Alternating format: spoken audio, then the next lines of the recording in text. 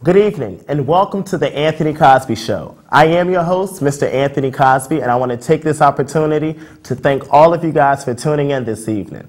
I also want to take this chance to thank all of the support that I've received on Facebook and Twitter and on YouTube. I really do appreciate it, and I'm glad that you guys enjoyed the first episode. I want to take this time to thank all the people who deal with my phone calls every day when I'm running around trying to make sure that I have the right topic and the right guests for the shows. I really do appreciate that. So once again, thank you to all the supporters. Facebook, Twitter, I really do appreciate it.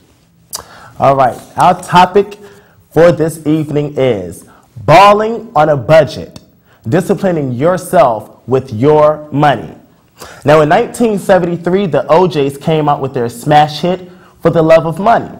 And today, when I was listening to it earlier on YouTube, I realized that even though it is something nice to groove to, a message is still within it. And so I chose to do this topic, balling on a budget, because I personally know a lot of people that are dealing with this who are having a hard time trying to get their finances together and trying to be financially stable.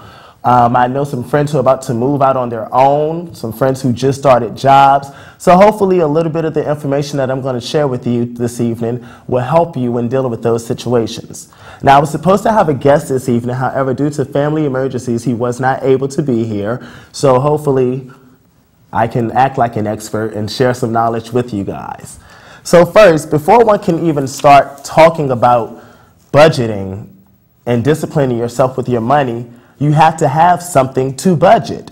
So I want to talk to you about ways to save. Now, there are many methods and mediums that you can use to save your money. You have the traditional banking. You have the envelope system, which I'm going to elaborate on a little bit later. And then you have the piggy bank. I want to start with the piggy bank because that's the old-fashioned, quote-unquote, outdated method that a lot of us know about.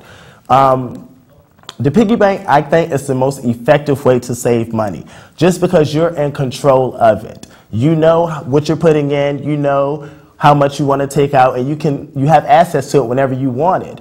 So the piggy bank definitely is a good way to start saving money so that you can have money to budget.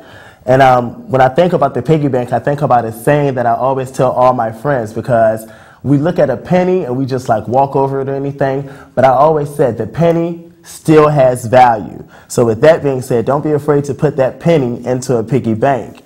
The envelope system. I have a good friend in Raleigh, North Carolina by the name of Sharon Bird.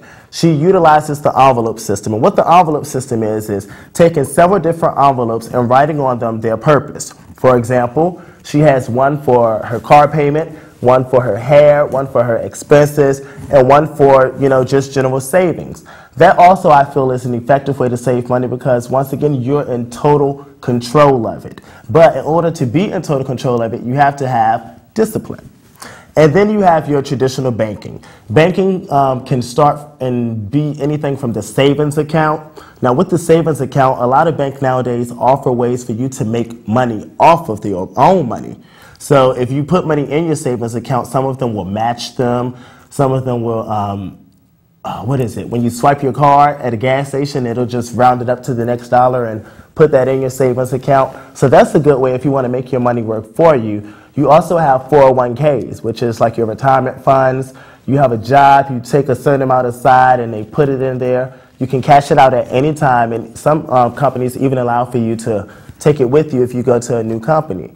And then you have your CDs. A CD basically is an account that you have a lock on. You can't touch it for a set period of time. However, if you do touch it, there is a fee associated with it. So those are some of the ways to save that I wanted to share with you.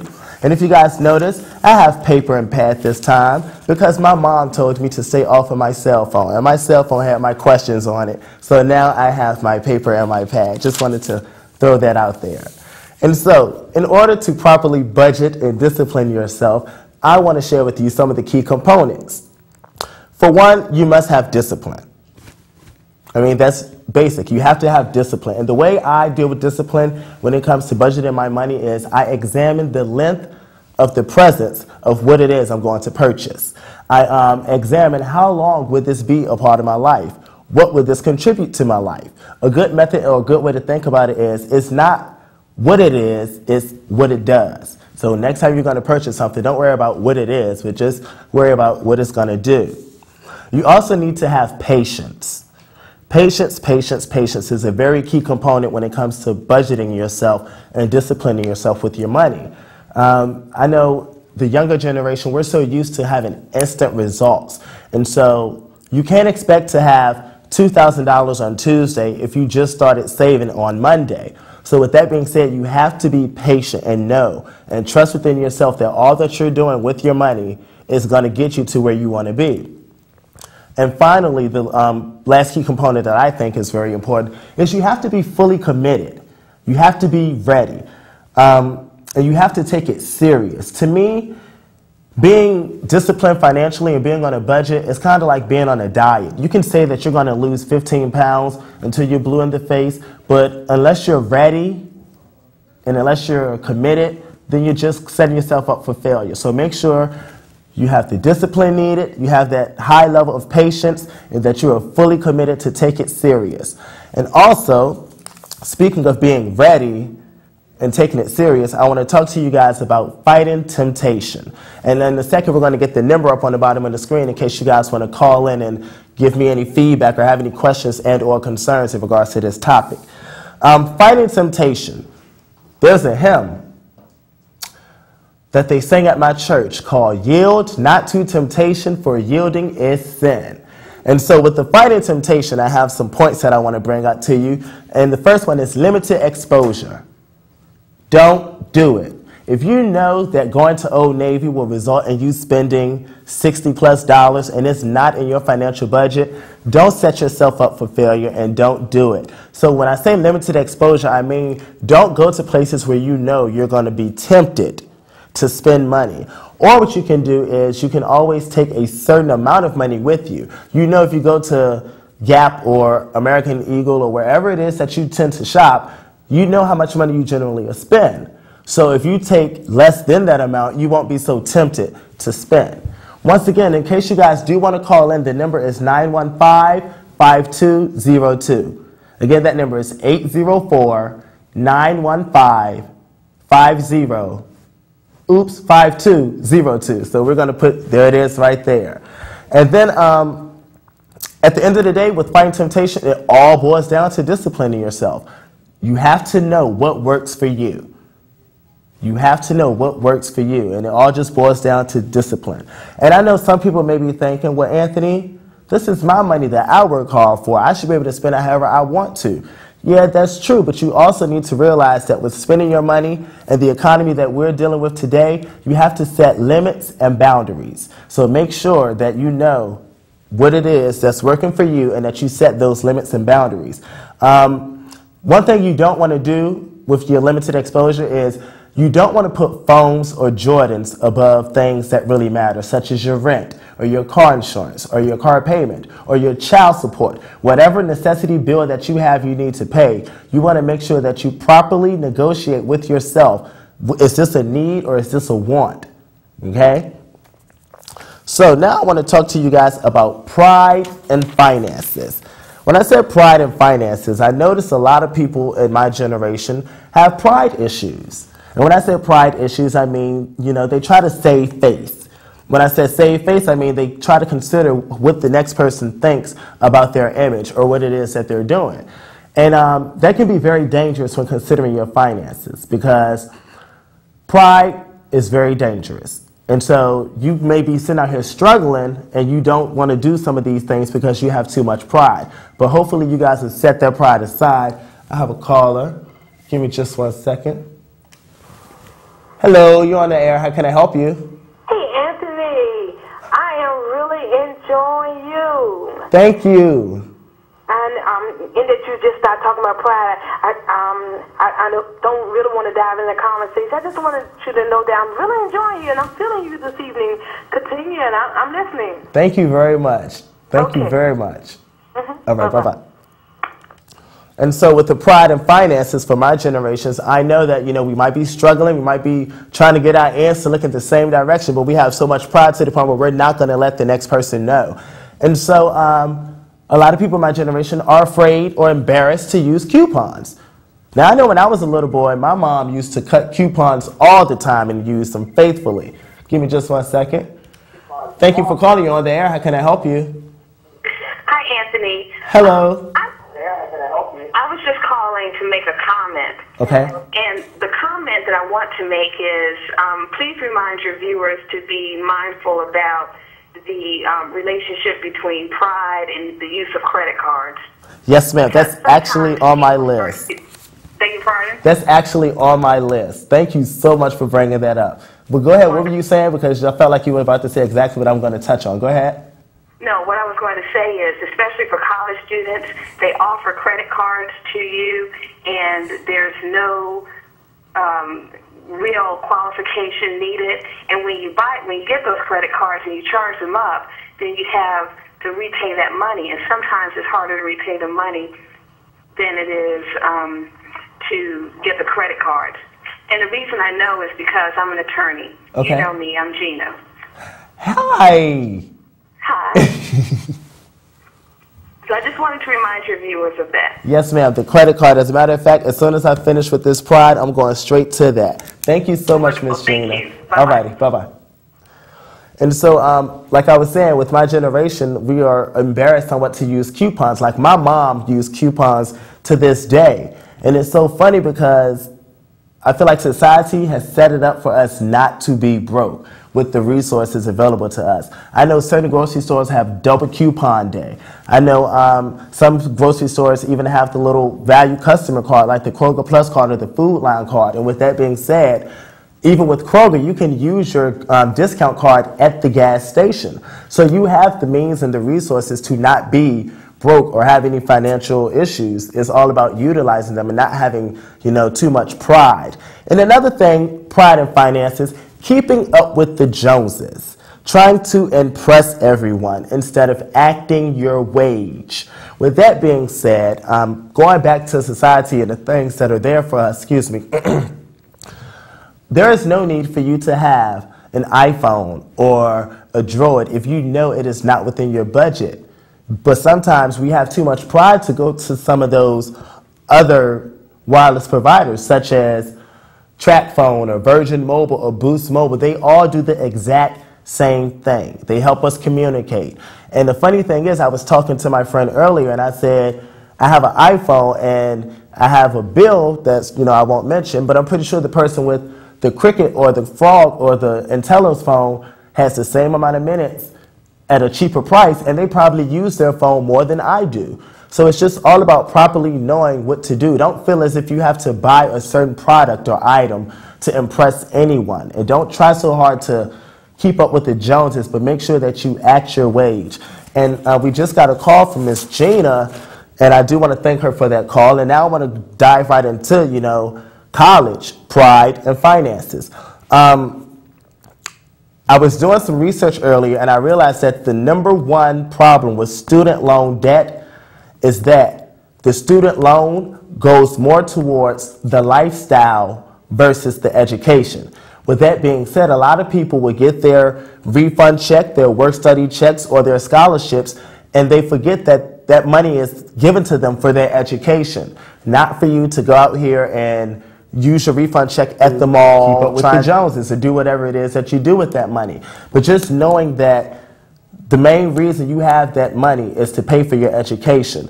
To piggyback off of what she said, just say no to credit cards. There are some things in your college life that happen to you that'll ruin your future life. And one of those things is credit cards. So you want to make sure that you properly negotiate and think about, do I really need this credit card, basically? What am I going to gain by it? Like I said, you want to think about what it does and not what it is. All right, we have another caller. Thank you for calling. How can I help you? I'm enjoying you, young man. I really am. Thank you very much. Well, let me, I like what you're dealing with. When I went to school, man, I'm a vet. Okay. We had the GI Bill. Okay. We had Pell Grants, all that when I went to school. I didn't have to pay none of that money back in the day. Okay.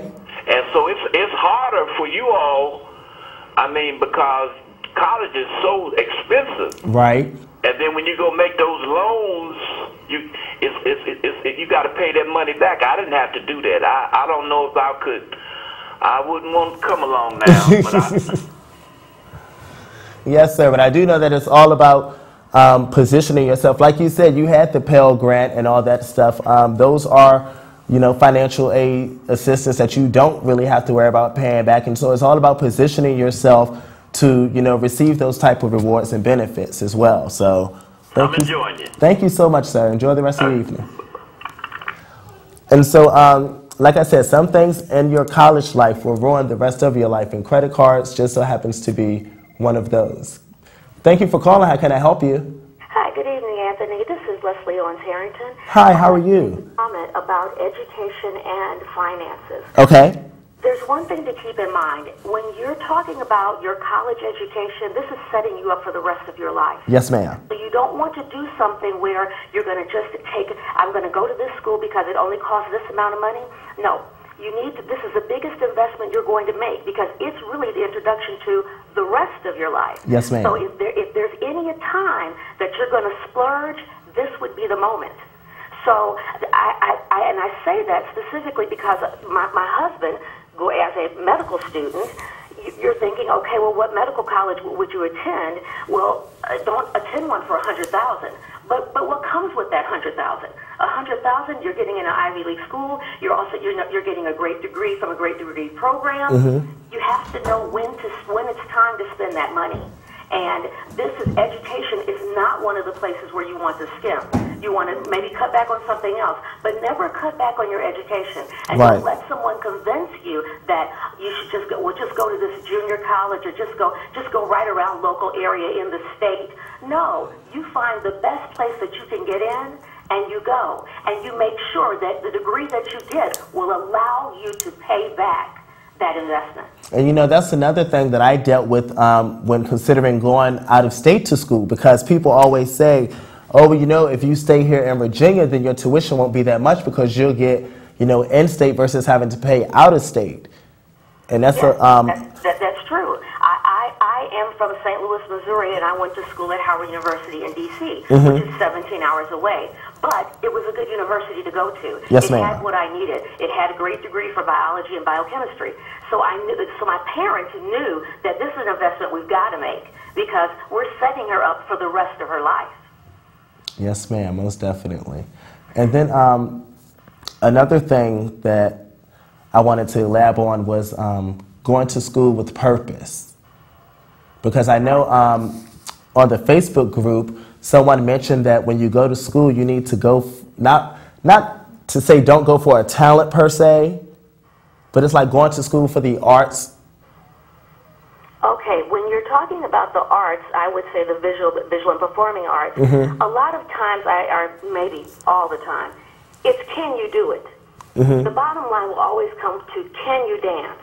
Because if you attend class, if you do the exam, 9 times out of 10, you're going to make an A. If you come dressed out, you're ready, you take the exam, that doesn't really speak to your talent. We're not really allowed to grade on talent. Is this person really a great dancer? Mm-hmm. And you will waste your best years being in college, taking a dance under a dance degree. And money as well. But you really should be out auditioning and using that young life that you have mm-hmm. dancing. Yes, ma'am. So the audition is what tells you can you do this or not. So I'm not an advocate of going for a degree in something like dance. You need to really go on ahead and see can you do this. Mm-hmm. Try to get the job because you'll never be 18 to 22 again. Yes, ma'am. Well, Ms. Harrington, thank you so much for your phone call. I really do appreciate it. And thank you for watching. You do the same. Bye-bye.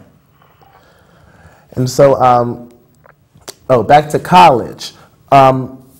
Like I said, some things in your college life will ruin the rest of your life, and unfortunately, credit card just so happens to be one of those things. And then to piggyback off of the pride and finances with credit cards, I noticed when I was at Shaw University that a lot of my peers that had credit cards felt as if they possessed that certain swag. And when I say swag, it's just this like something about you that makes you seem better than someone else. But yet and still, just because they had that credit card does not make them any better or any more well off than you are, because at the end of the day, borrowed money is borrowed money. And so a lot of people had pride issues because to see someone swipe their card to pay for this when you're sitting over here using cash or using that, I mean, a lot of people just took that to the head, and then they would try to go apply for credit cards, and once again, we have people trying to keep up with the Joneses. The key to being successful financially while in college is the CAN, C-A-N. Can you afford this? You drive a car that you can't afford. You lay your head at a place that you can't afford. You eat at restaurants that you can't afford. Can you afford this? It's all about staying in your financial lane. And so once again, I want to thank Ms. Gina for calling in and elaborating on college, and also Ms. Leslie for calling in. And now I want to talk to you guys about priorities, keeping them in order. There is certain events that occur in our life that happen all the time. If you have a job, you know you get paid this Friday. If you have this, then you know this happens this Friday. If you have this, you know this happens that day. So it's all about keeping your priorities in order. If you know your rent is due the 5th of every month, if you know your child support is due the 12th of every month, why would you go out here and put something else, such as a luxury, above that need? So make sure you guys properly prioritize the things in your life to prevent from having financial struggles. And so just trying to give you guys some, things to consider when budgeting and balling on a budget. And now what we're going to do is we're going to do a project, a self-examination. And after this, I would like for 3 people to call in. Whoever you are, just call in and let me know your response to this. So I want for you guys to close your eyes. No, I'm serious. Close your eyes. And I want for you to recap the last 20 purchases that you made, no matter what they may be. Just think about the last 20 things that you bought. Okay? All right. Now what I want for you to do is answer to yourself, how many of those things could you have lived without? Or if you don't want to think about the last 20 purchases, take a look around and examine your surroundings in your house. How many purchases have you made that you could probably live without? That's a lot. And then I also want to challenge you guys to do this next assignment, which is the paycheck to paycheck. A lot of people talk about living paycheck to paycheck, not having enough money at the end of the month. So what I want for you to do is, like I said, tomorrow is Friday. A lot of people are fortunate to get paid tomorrow. So what I want for you to do is document the total that you're bringing home, and I want for you to just properly and accurately write down everything that you spend from what you're bringing home tomorrow. And if you do that, it's kind of like a stoplight. You'll see when you need to slow down, and you'll see when you need to stop. Because for some reason, when people get paid, they only see the green light. They're just like, go. But if you properly and accurately write down everything that you're spending and how it's impacting your life and how you went from having this amount on one day and then 2 days down the line, you're down here, it'll help you slow up so that you won't be in an awkward position. And so now I want to talk to you about the needs and wants. And so this is the last topic I'm going to talk about before we go to commercial. So the needs and wants. When shopping, you need to properly determine what a need is and what a want is. There's nothing wrong with rewarding yourself, but just make sure that it's in your budget to do so. A lot of people really don't know the difference between a need and a want. For me, a want is something that I can go without. A need is something that, is a necessity in my life. And some people may try to manipulate and say that a cell phone can be considered a need just because, you need to communicate. All right, that may be true. However, it depends on what alterations you're making to get that cell phone. With that being said, you don't have to have the most expensive or the most flashy cell phone. You know that you need a cell phone, but you know that you want to have the iPhone or the Droid or this. So it's all about, just making compromise with your finances. All right, so we'll be right back after this commercial break to talk more to you about balling on a budget, disciplining yourself with your money. Thank you.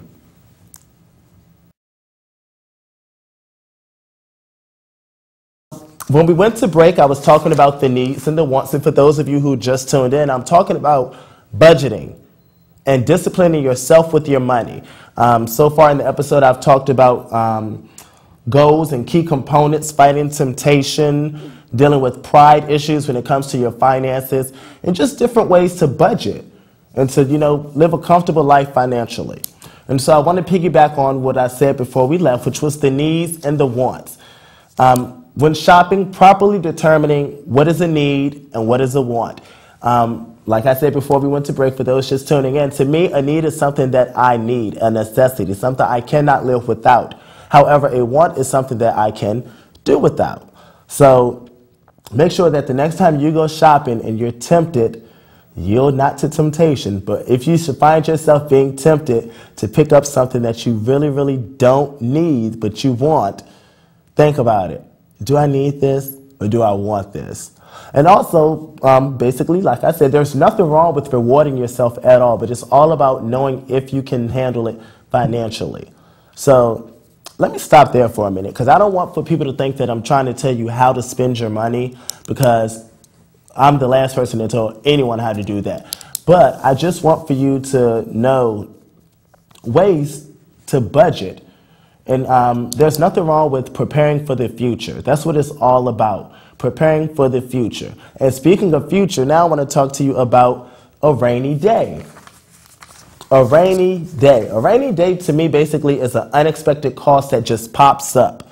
You're driving down I-95 and your head gasket blows. How are you going to pay for that? If you save money properly and if you budget properly, you will have money set aside for a rainy day. And also, a lot of people need to figure out exactly what a rainy day is. A rainy day does not mean, oh, I can't buy a pair of shoes, but this is, no. A rainy day is something that is unexpected, that pops up in your life. God forbid someone passes away in your family and you have to take off work to go halfway across the world. How are you going to get over there? That money that you save for that rainy day. And a way to save for a rainy day is to eliminate some of the bad habits that we have established in our life. Bad habits can be extremely costly to your life. It can be bad for your wallet. Some bad habits are bad for your body. And some bad habits are bad for your image.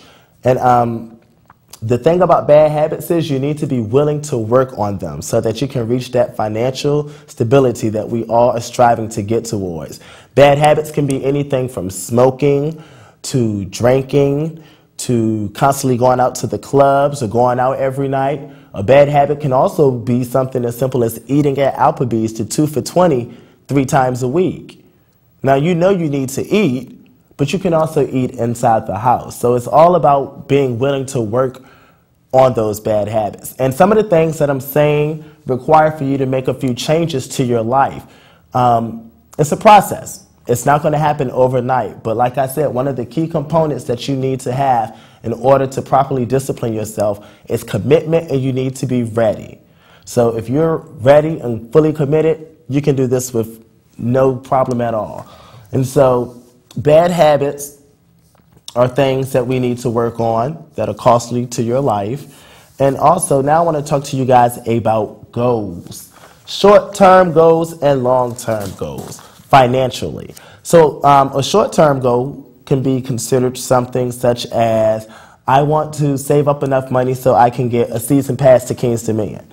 That can be considered a short-term goal. A long-term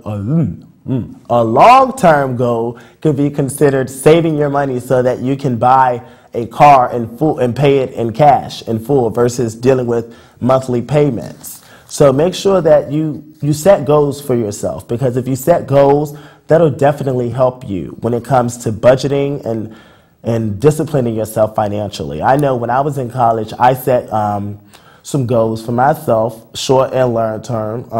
One of my long-term goals was to be able to buy a car and not have to pay any cash for it. Well, not have to, pay monthly payments for it. And I was actually able to do that because I properly budgeted and disciplined myself with my money. A short-term goal was to be able to go to Greensboro for the weekend to enjoy the weekend with some friends. So it's all about just properly disciplining yourself.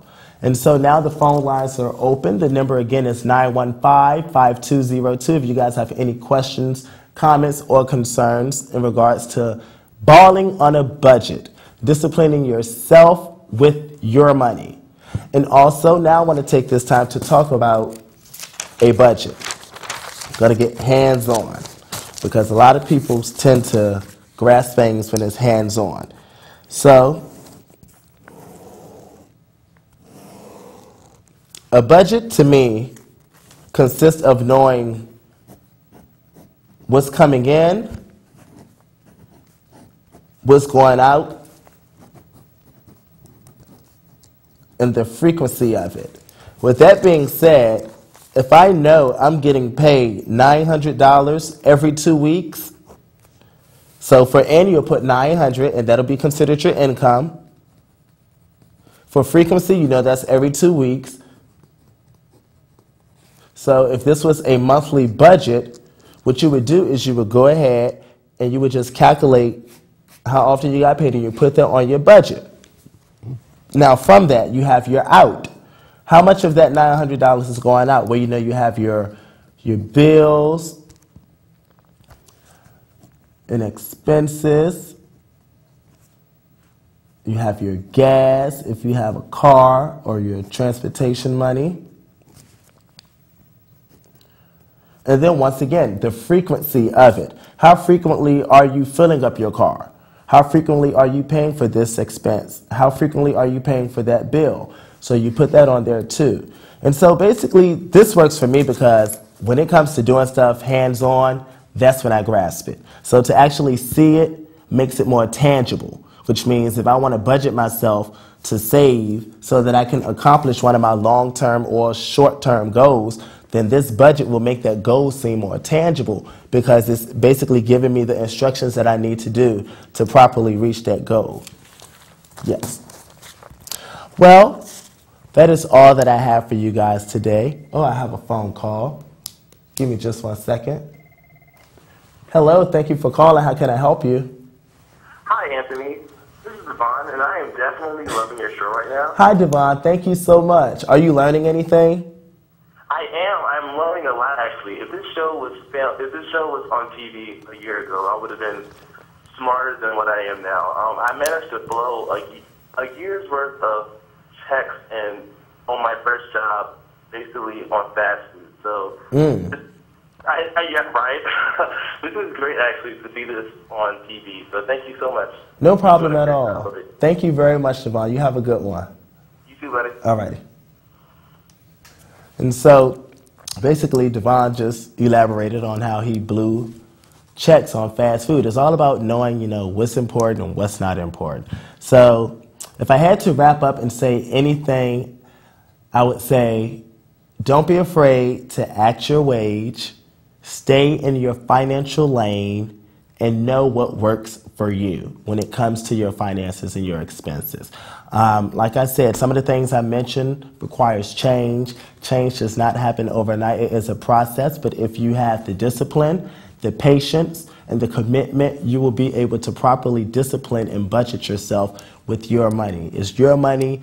You worked for it. You deserve to make it work for you. So make sure you properly position yourself to reap all the benefits associated with the hard work that you're doing. So with that being said, thank you guys so much for tuning in. I enjoyed all the callers. Thank you for watching. Thank you for listening. I hope I reached someone. And until next week, you guys do have a wonderful, blessed, and productive evening. Thank you.